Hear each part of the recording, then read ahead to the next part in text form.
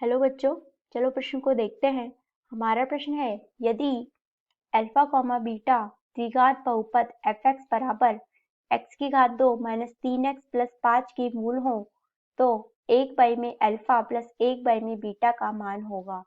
विकल्प ए है 3 बाई में 5, विकल्प बी है 5 बाई में 3, विकल्प सी है माइनस 3 बाई में 5, विकल्प डी है माइनस 5 बाई में 3। प्रश्न को हल करने से पूर्व हम उसकी मुख्य अवधारणा को देख लेते हैं। देखिए, मुख्य अवधारणा।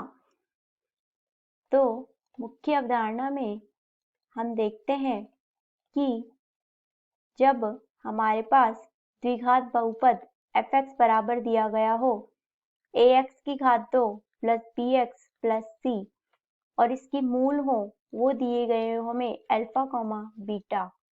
तो हम देखते हैं अल्फा प्लस बीटा बराबर में होता है हमारा माइनस बी बाई में ए और अल्फा गुणा बीटा होता है हमारा सी बाई में ए। इस तरीके से अब हम देखते हैं कि हमें यहाँ पे प्रश्न में दिया गया है 1 बाई में अल्फा प्लस 1 बाई में बीटा।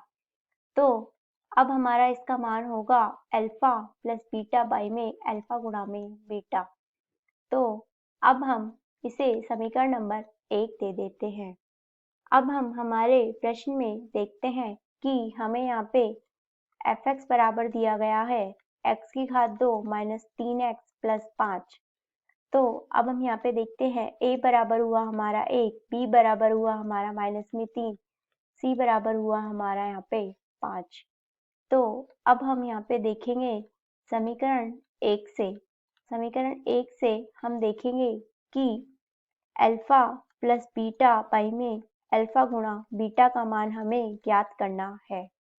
अब हम यहाँ पे देखेंगे अल्फा प्लस बीटा बराबर में होगा हमारे पास यहाँ पे माइनस में b बाई में a, तो मतलब हुआ माइनस में 3 और हमें 1 माइनस आगे से दिया हुआ है तो ये हुआ हमारा 1, तो इसका मान हुआ हमारा 3 बाई में 1 बराबर में 3।